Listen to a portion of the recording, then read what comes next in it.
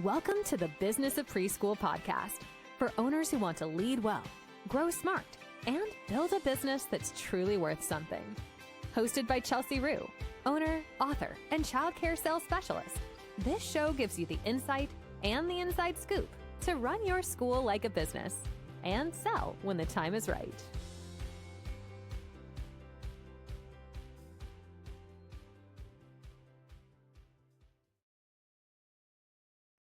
Hey everyone, and welcome to the Business of Preschool podcast. And today's episode is inspired by a surprisingly impactful book I've read. It's called The Checklist Manifesto by Atul Gawande. And it's a book by a surgeon, but the lessons inside really apply to anyone who's been juggling those critical responsibilities under pressure, which perfectly describes preschool owners. Am I right? So I decided to bring someone who knows a thing or two about pressure, and that is my lovely husband, Jason. And he is a paramedic and a firefighter. And we're going to be breaking down how checklist, yes, I know, checklist, might just be the leadership tool you've been missing. So welcome, Jason. Hello, how are y'all today? Well, I'm doing groovy. And so let's just kick this off with a super simple but loaded question. You ready?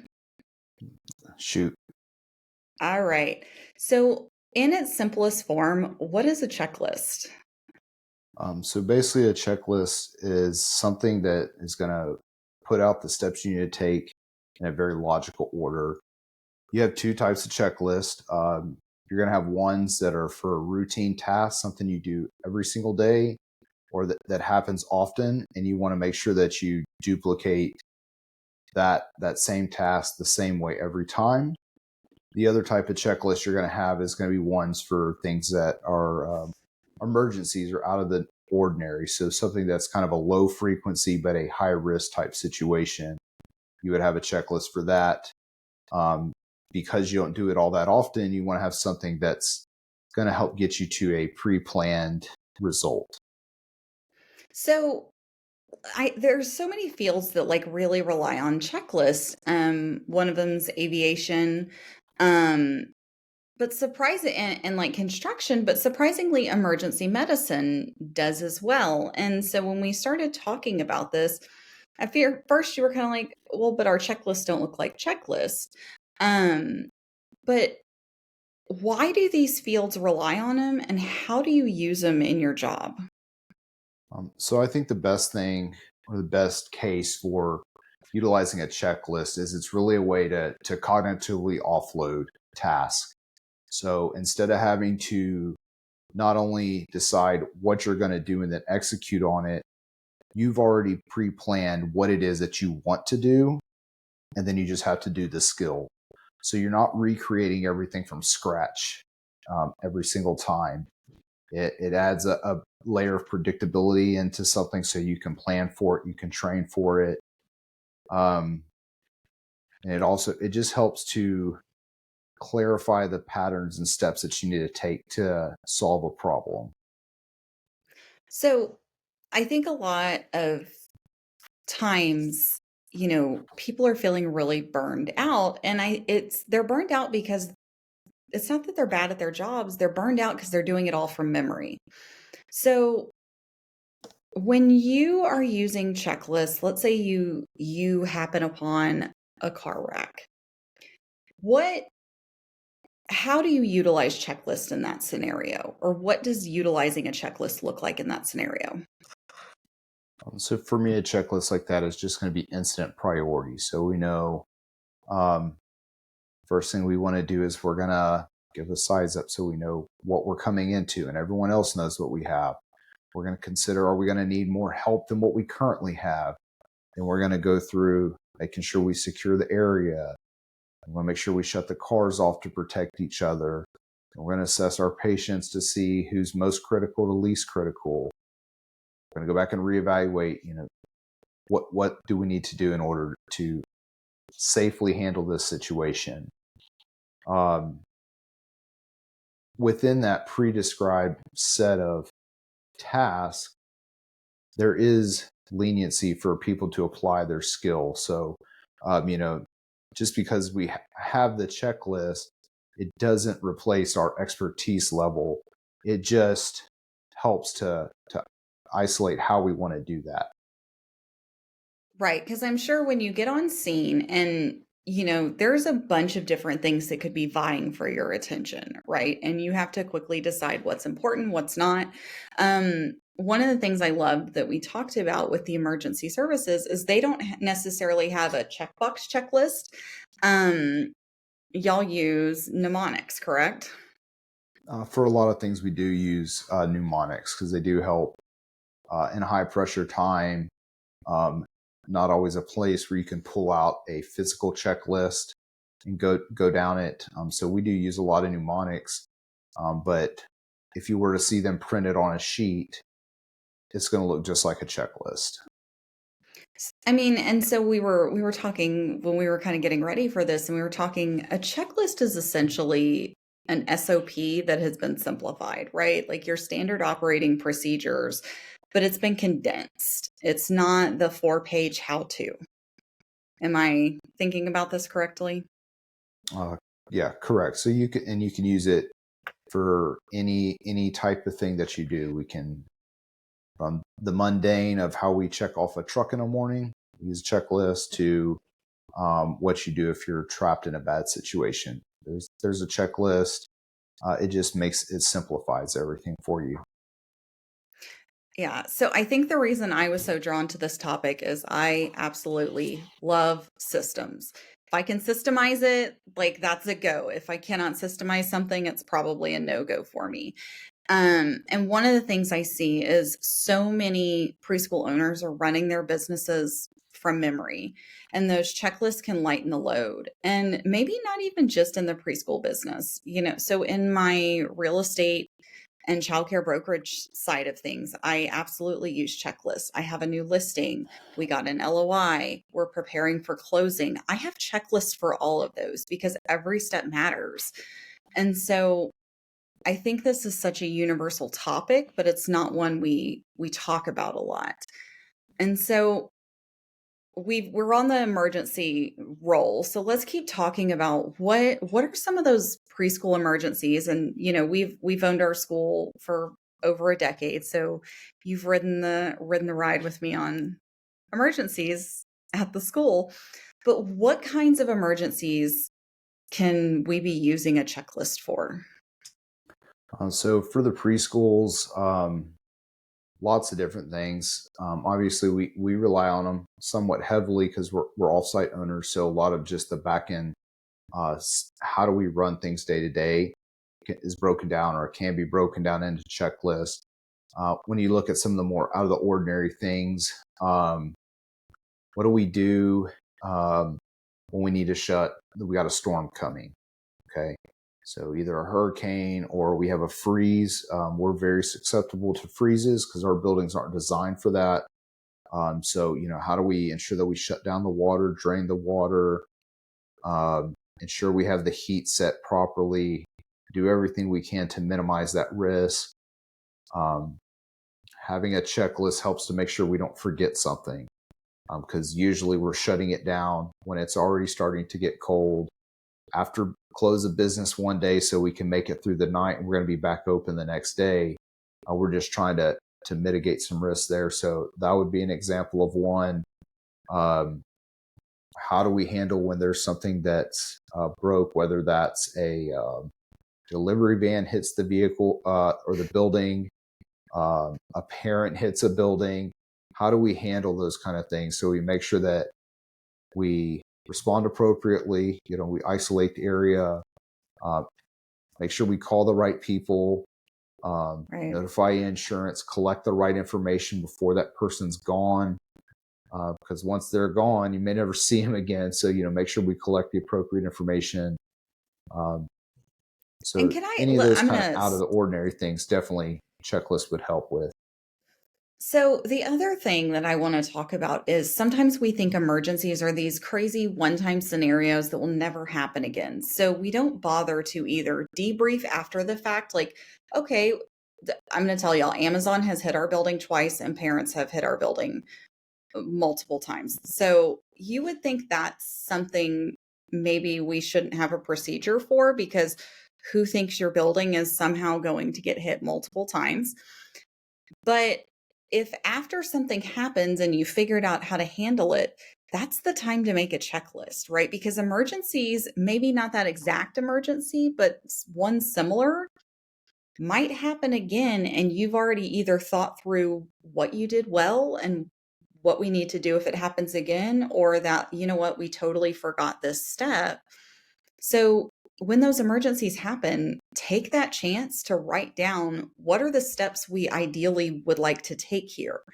So sometimes it's not always forward thinking, right? Because we just don't think about someone's going to run into our building, or a pipe's going to burst and we're going to open the building and there's going to be water coming out of the front door. We've had that happen twice. Like, that's not something we think would happen multiple times. But as you're in business long enough, and then if you're growing, you just increase the chance of a similar thing happening. So don't let emergencies or things that happen, don't let them go to waste. Take that time and make that procedure checklist for those things, because it'll probably happen again. Right. Oh, I hate to say that. And most of those checklists can be utilized for multiple things. So we had delivery vehicle hit the building. We've had parents hit the building. Knock on wood, we haven't had our vans in any accidents, but a lot of the same steps would work. Ensure the safety Right. of the kids, isolate the incident so it's not going to get worse, protect the area, right? We don't want anyone else to get hurt. Collect the pertinent information, call the insurance, do your notifications that you need to do, and then fix the problem and return it back. So a lot of the steps are the same, but if you've already thought about them or had something similar happen, you're at least prepared to handle a similar situation when it happens again. The exact details will never be the exact same, but they can fit into these broad categories where it becomes not a big problem. Yeah, because why is diaper changing one of the only checklists I see in childcare centers? Like, I don't understand why we think like that is the only routine thing that we're doing in our buildings. So, let's think through that a little bit better. And I think the other thing is, checklists aren't just for your teachers. I use checklists for myself. Like, I have some checklists that are just for me, to make sure I do all the steps appropriately. I have a payroll checklist. I run payroll every week, and you know what? I still have that list, because what happens when I get that text or that phone call, or something happens and I get interrupted? So start thinking of them as you're writing down those tasks, not just, okay, diaper changing has to be done this way. But back to diaper changing. So, Jason, another thing we talked about. So diaper changing is one of the checklists I think I've seen in almost every program I go into. Yet, what is one of the biggest licensing violations? Everyone's been written up for diaper changing procedures at some time. If And so, every center we've looked at, if you go back far enough, they've been cited somewhere for diaper changing. and most of the times I've found it's washing hands after the fact, by the way, just in case y'all want to know. After all the licensing violations I've looked at, a lot of times it's washing hands, particularly the child. So if you want to find out the critical fail point in diaper changing procedures, it's hand washing at the end. So that kind of brings me to, why do you think those checklists, because we see them, are so ineffective? So I think you run into a couple problems. The first one is we have checklists that people don't know how to access or have never trained over. So that's one of your problems. It's wall candy. Right. You can, we've walked in several places, and you see it posted just to use your changing. It's posted right in front of the diaper changing station, but people don't go through it.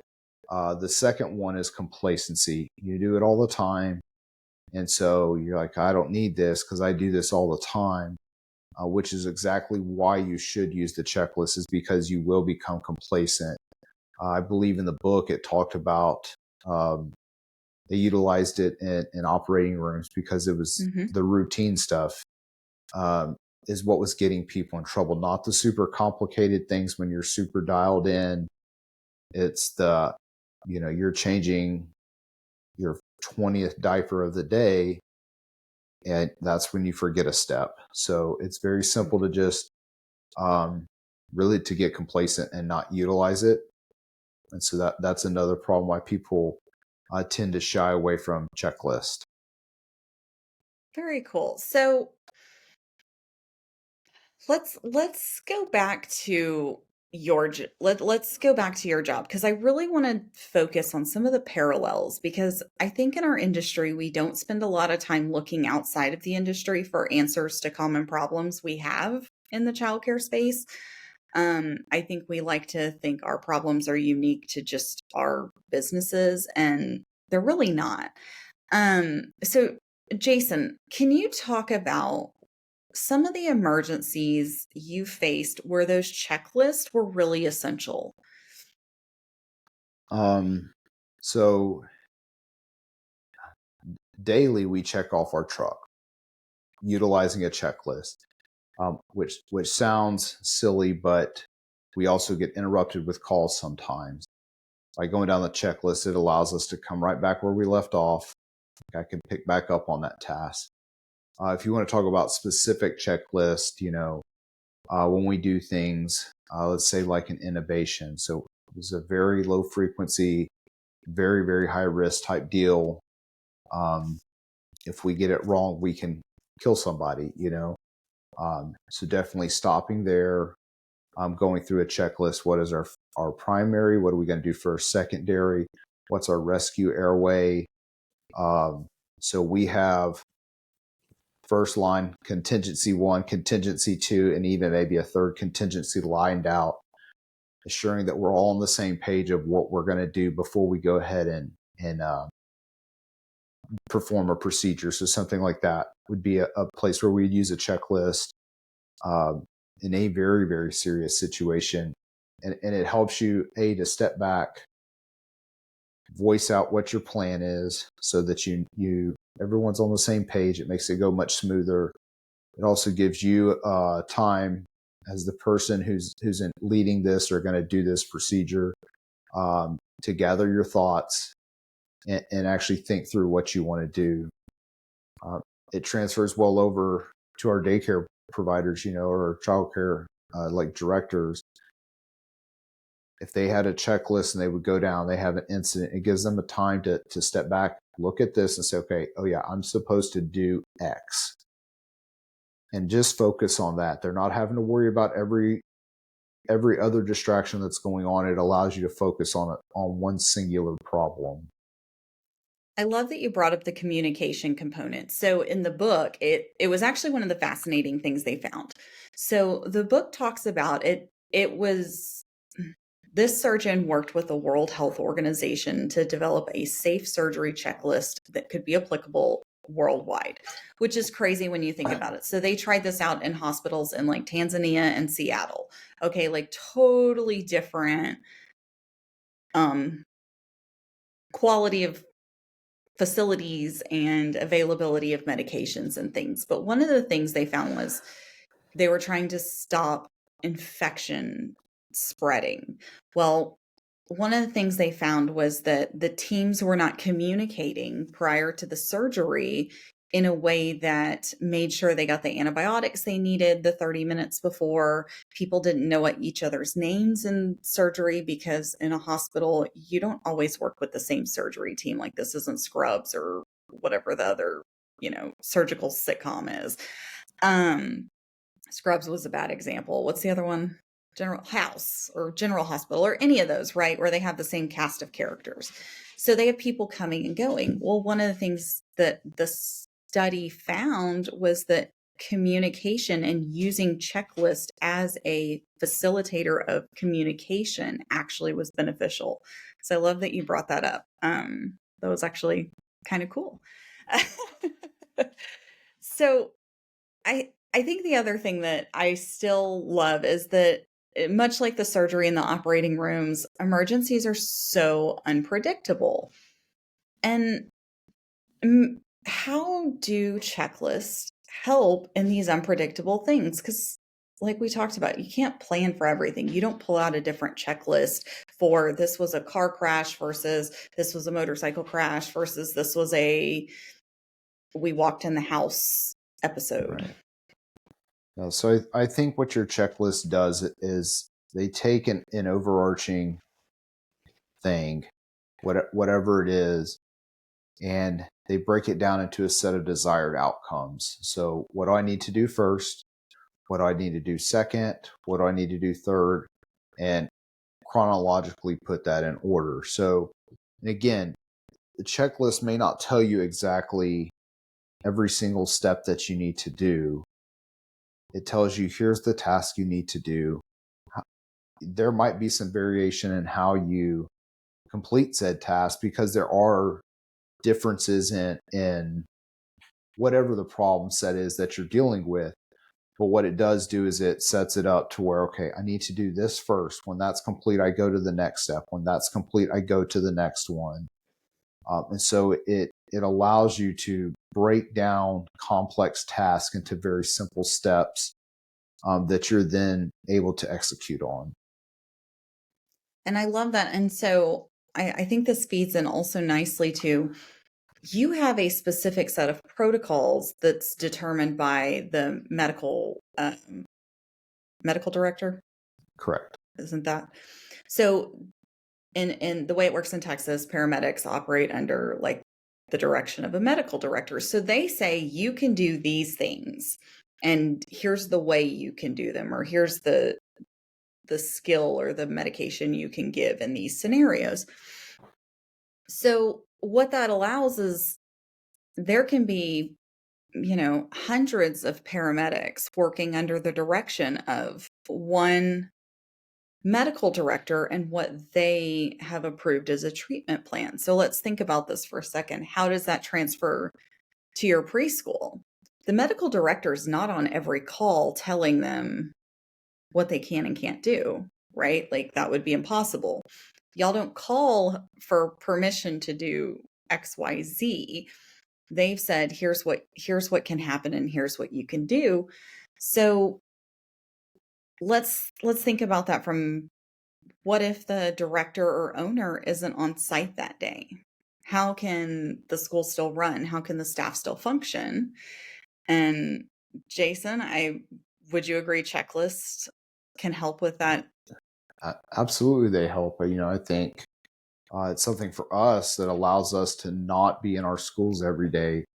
Our directors know the bounds of what they can do. We've set up procedures. Some of that's over a decade of experience and learning, but they do not have to call and ask for permission for everything. They kind of understand if whatever situation comes up, here's our procedure for how we're going to handle it. And I can guarantee you on every one of our procedures, contacting the owner is definitely not the first thing on the list. Can I tell you, even if our building is on fire, I'm not the person to call. So I love that you said that. Call the owner is not on the list. So a couple things. I'm going to go candid for a second. Call the owner is not on the list for a bunch of reasons. Number one, because I'm not there. I can't be there in 5 minutes. So if it is a true emergency, you need to call 911, right? That needs to be your first phone call. If there's a fire, call the owner is not your first thing. It's call 911, get the fire department there, ensure the kids are safe, right? I'm the after. I'm the after of we have this situation under control. Here's what happened. Here's my next steps.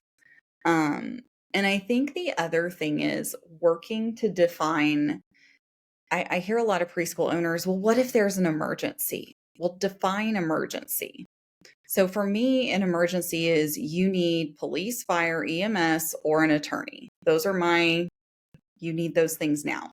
I am not police, fire, or EMS. So I can't initially help you with any of those problems. And if you need an attorney, yeah, let's talk. And then you also have the name and number of an attorney in case I didn't pick up the phone because I'm doing something else, right? So I love that you brought up that Yeah. call the owner is not on the top 5 of any of the checklists. Yeah. And it does help also to delegate stuff down. So we've had instances where somebody else is the closer for the day. We had an Yeah, incident in COVID where I was the director for a week. I'm not in the schools that much.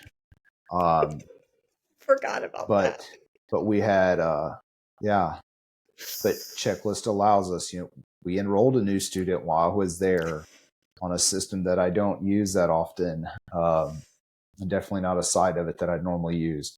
So, but checklists allow you to delegate those functions out. If somebody leaves, somebody's out sick, just needs a vacation, whatever. So it does, Yep. Systemizes it, makes it easy to do. So, we did create a free download that's in the resource library, and it's 25 checklists every preschool business owner should have. So, feel free to check that out. And so I love that this segues into our next conversation, which is, how can having a checklist help someone confidently step into the person in charge role? Jason brought up being the director for a week in COVID. I had totally forgotten about that. Um, so, Yeah. I think we need to dig deeper into this because I know we just kind of talked about it a little, but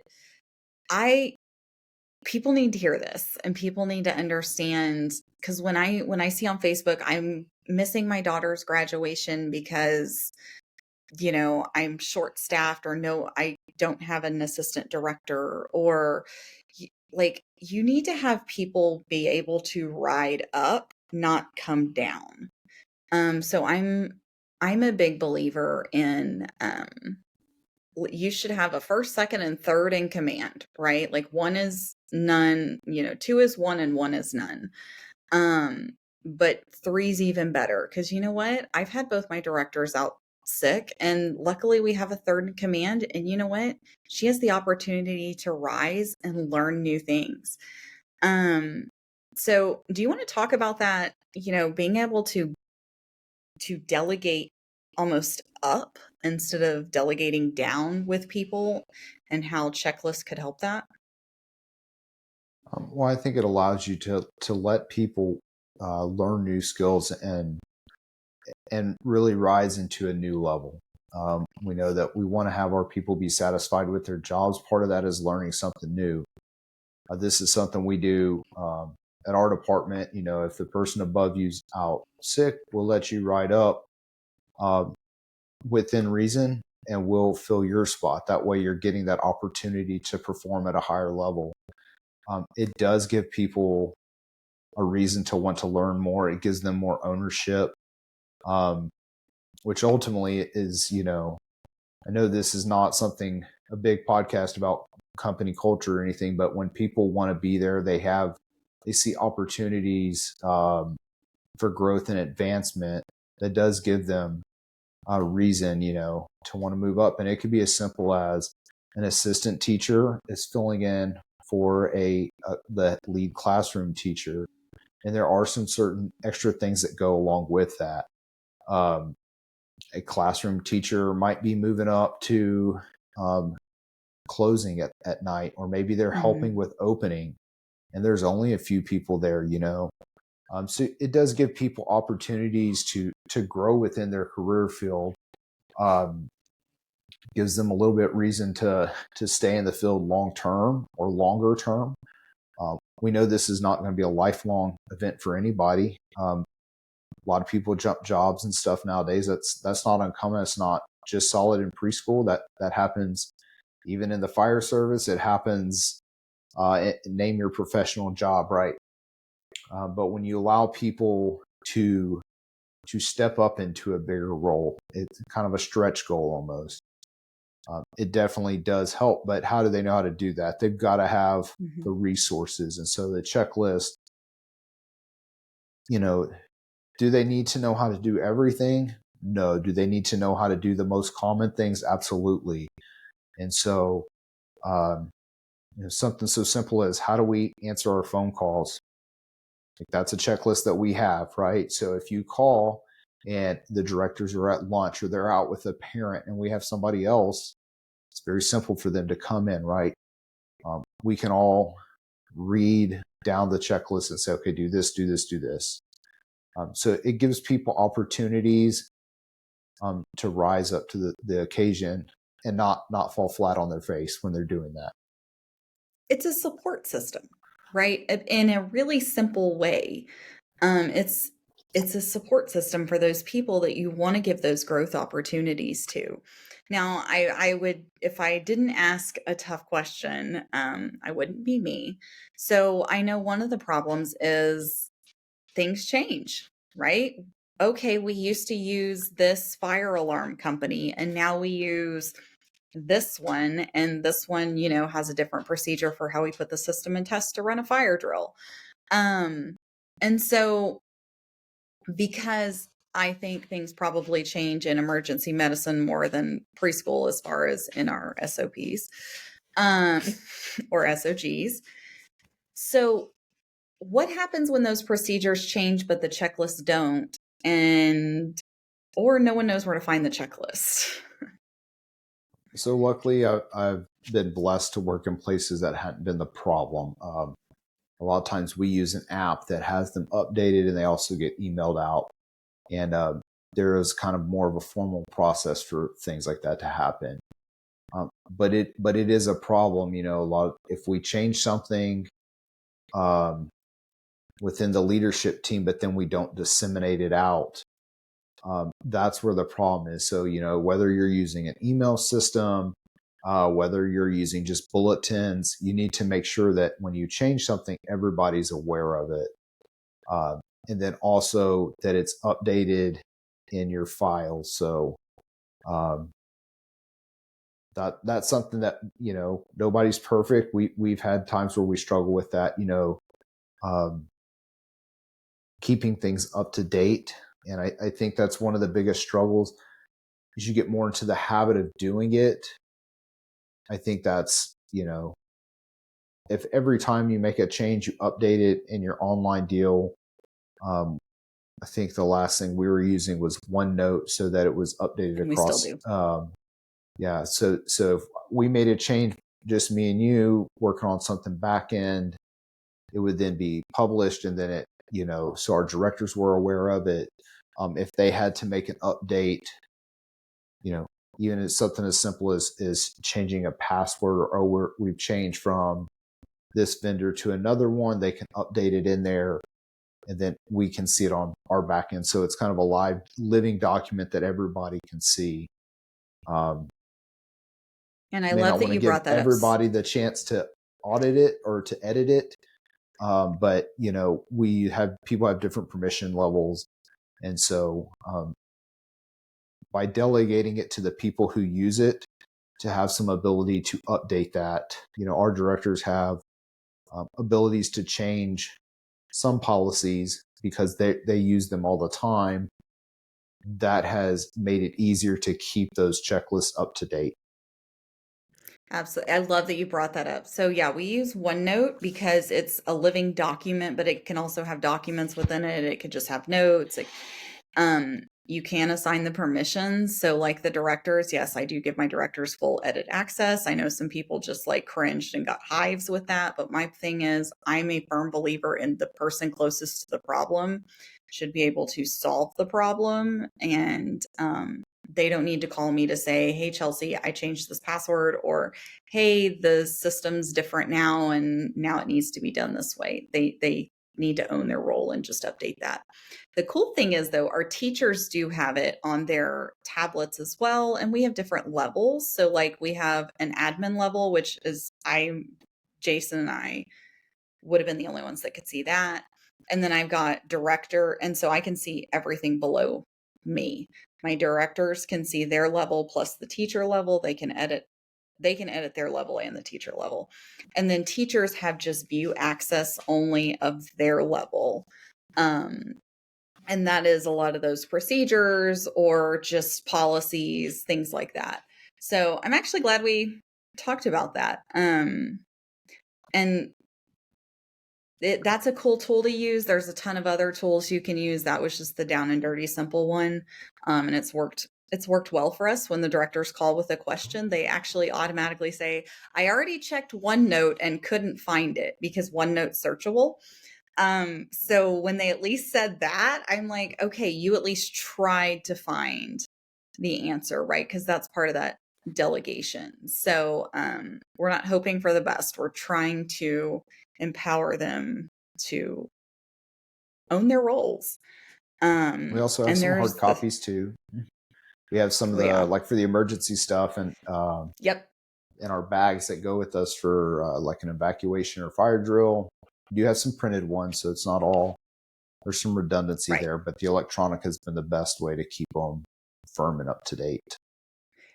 Up to date, yeah. And I love that you brought the emergency bags up, because that's another thing, in our emergency bags, we do have, okay, here's the checklist for when you're evacuating the building, because something people don't think about is we already have pre-made signs of where our relocation location is, and it's already laminated. They just stick it to the door on their way out the door. So if parents come to pick up, because they heard about the emergency, on the front door, it already says we're at this location with the emergency phone number. So we've done a lot of that work. So in an emergency, we're not going, I don't know what to do. There's going to be tons of those opportunities in any emergency. We want to cut down as much as we can. So let's talk about, but I don't need a checklist, because I hear this a lot from our teachers, but also just owners, right? Because they're the chief bottle washer, they're the bus driver, they're the cook, they're the director, they're the enrollment specialist, they're the CEO, the everything, right? So what is the most common pushback in your profession, and pulling from your preschool experience with me, about using checklists? So I think the biggest pushback is people thinking that they don't need one. I'm good enough. I don't need to utilize some checklist. The problem is when you're in a high stress situation, or you're overwhelmed, or you're doing something routine, but you've got a lot of distractions going on. That's where you introduce chances for errors. So, I mentioned earlier, we utilize a checklist when we check our truck every morning. Stuff has been there in the same place every day. Every morning I come in, I could write you a list without ever looking at my checklist where everything is supposed to be. The problem is, what happens when you get a call that distracts you? What happens if somebody comes up and talks to you when you're doing something? What happens when you run into something that's different? And so you had to stray slightly to fix something that you weren't expecting. The checklist is what makes sure that you complete that task appropriately and to full completion. It runs over into our, to the childcare side too. I don't need a checklist for washing the bottles. Okay. Well, how many times were you making the rinse water, and you got to measure that sanitizer just right, and you get a phone call? So you're trying to juggle a phone call, or somebody pops in and says, hey, what about this? And you get distracted and you forget, how long did I have these stuff sitting in the sand? So you could find almost all tasks. And it doesn't need to be 100-step checklist, right? It could be 4 or 5 things, right? But what it does is it allows for, if you get distracted, or you can do it in the perfect ideal environment. The problem is we don't work in a perfect, sterile, ideal environment, right? We work with crying children, or we work with distractions from other employees. On my side, on the emergency services side, we get calls 24 hours a day, 7 days a week, 365 days a year. You never know when it's going to happen. So interruptions occur. Having something to fall back onto and put you back on track is useful.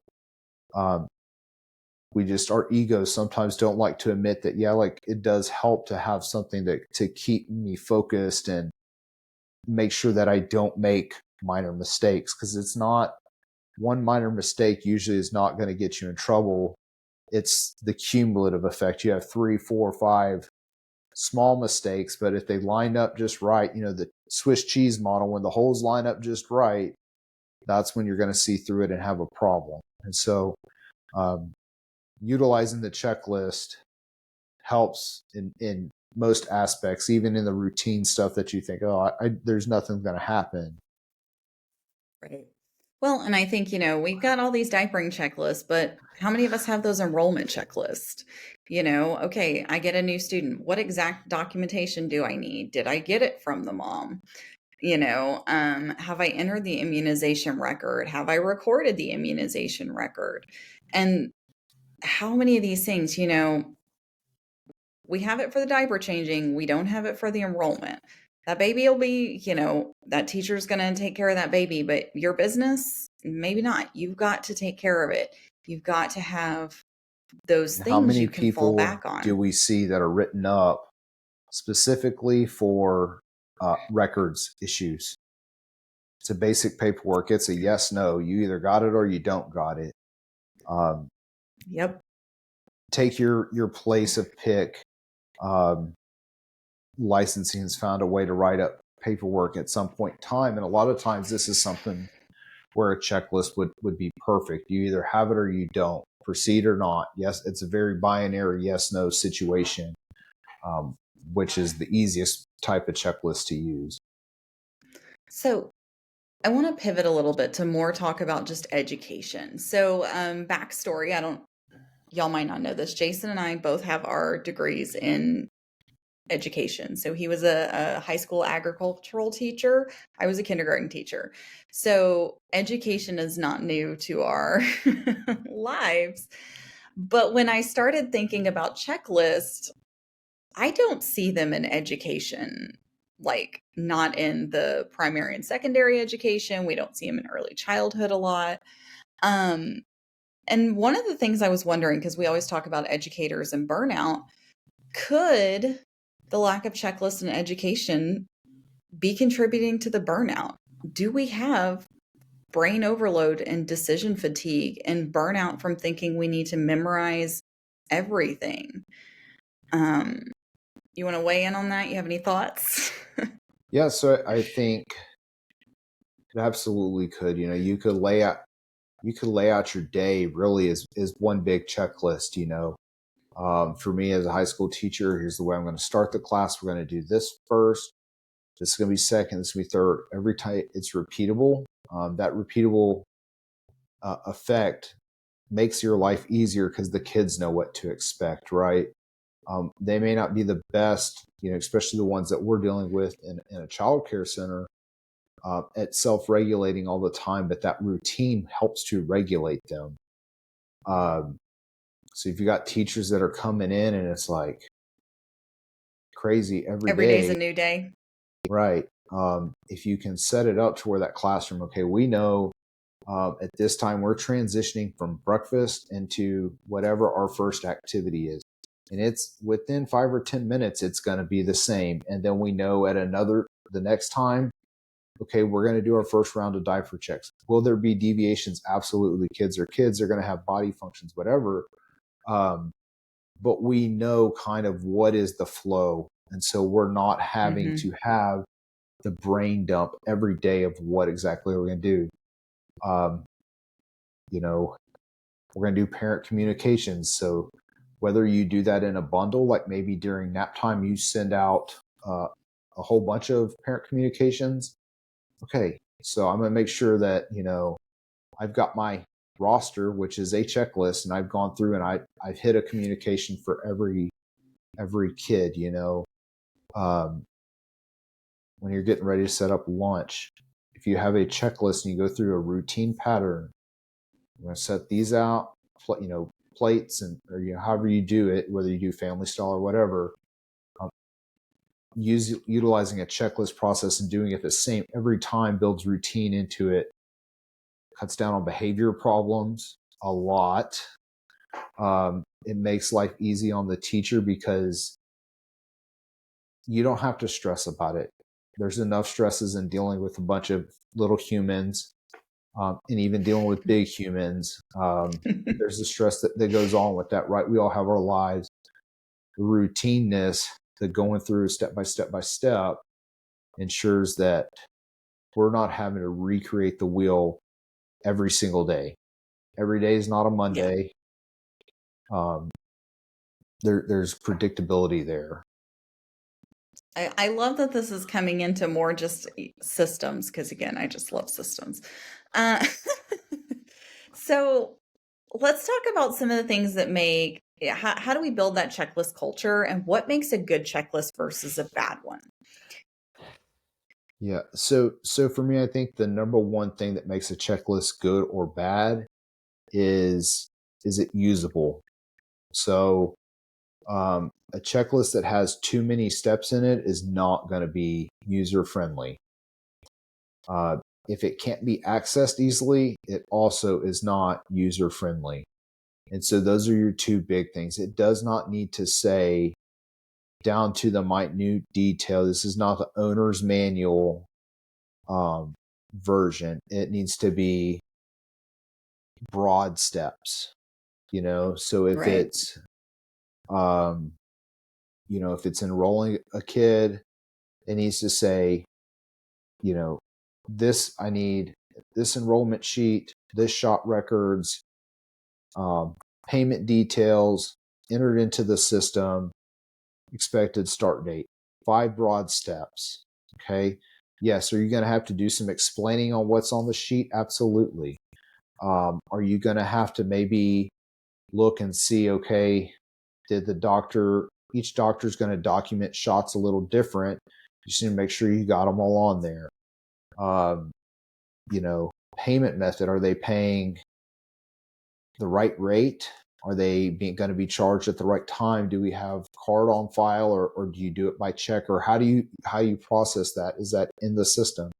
There's some variation in there. We don't need a checklist that goes down every single thing. Your people should know how to do the broader steps, right? But we utilize that to make sure, have we met the benchmarks that we need to before we can move on to the next step, I guess. Yeah. So it sounds like it needs to be those short, clear steps. It needs to be written in clear action-based language. Do this. And it needs to be easy to find and follow. Yeah. I think those are your big things that you need on your checklist. Absolutely. And we talked about, we use OneNote as far as, what are some of the best formats and systems. You can have things laminated and printed. You can do Google Docs. You can do OneNote. There's a plethora of softwares. One of the cool things I've heard is someone turned their Alexas into SOPs. They basically uploaded their checklist into Alexa, and the teacher can say, "Hey, Alexa, walk me through the diaper changing steps," and it will read off the diaper changing steps. So that's the next level. We weren't able to get that done. We tried, but it didn't work for us. Yeah. Alexas were an interesting endeavor. But, I think your checklist is only as good as your team's ability to find and follow it. So, some of the things we've talked about some of the steps, find those repeated tasks, write the steps down, test it, revise it, and train on it. And think about it as your cheapest training tool, right? Like, it's very simple, it's cheap, it's easy, but it's also really helpful. It doesn't call in sick, and it doesn't forget steps either, by the way. Either does your Alexa if you can figure out how to program her appropriately. Yeah. So, and I just want to talk because, I talk about selling your school. And I want to talk about how checklists can really increase the value of your preschool. So one of the things a lot of buyers are looking at is, how replaceable are you? because if you're not replaceable and you're critical to the business, you don't have much to sell, right? So if you want your business to run without you or be ready to sell, it needs to run on systems, not memory. So that's where everything we've talked about, having those SOPs, standard operating procedures, how do we do things? That is really important to a lot of buyers. So the resource we created is the 25 checklist that every preschool should have. And feel free to grab that. It's in our resource vault. So, as we wrap up, any final thoughts? I would say my final thoughts is, first off, look at what tasks you repeatedly do, and then make a checklist for that. And then if you can delegate that down to somebody else, okay, free up your time. And then also, when hopefully annually you're looking through your emergency procedures or your kind of one-off type things, your low frequency but high risk situations, absolutely make sure you put a checklist in place so that you don't miss the big things. When those things occur, something out of the ordinary, it's very easy to get distracted or caught off guard. The checklist is going to allow you to make sure you don't miss the big things. Will there always be something small you missed? Probably, but we don't want to miss the big things that are going to get us in trouble or make things worse. So those would be my two things, is to use them for repetitive stuff and then update for your one-off situations. I love that. And start small. Choose one thing this week that you're doing from memory that maybe eventually you'd like to offload to someone else. Write that 5-step checklist and you'll be amazed at how good it feels to get it out of your head. And because that's also how you can delegate to elevate. So thank you, Hun, for being on the podcast. I did not know we could talk about checklists for 55 minutes, but here we are, rocking it. And if you got something out of this episode or someone who could benefit from it, feel free to leave us a review, share with your fellow owners, make sure to grab that free resource. And until next time, have a wonderful, wonderful, wonderful day. See you soon. Thanks for tuning in to the BOP Pod. For free tools, resources, or to connect with Chelsea about selling your childcare business, visit chelseareue.com. That's CHELSEAREUE.com. Be sure to subscribe and share this episode with another owner who could use a little less stress and a lot more strategy. Thanks again for listening, and we'll catch you in the next episode.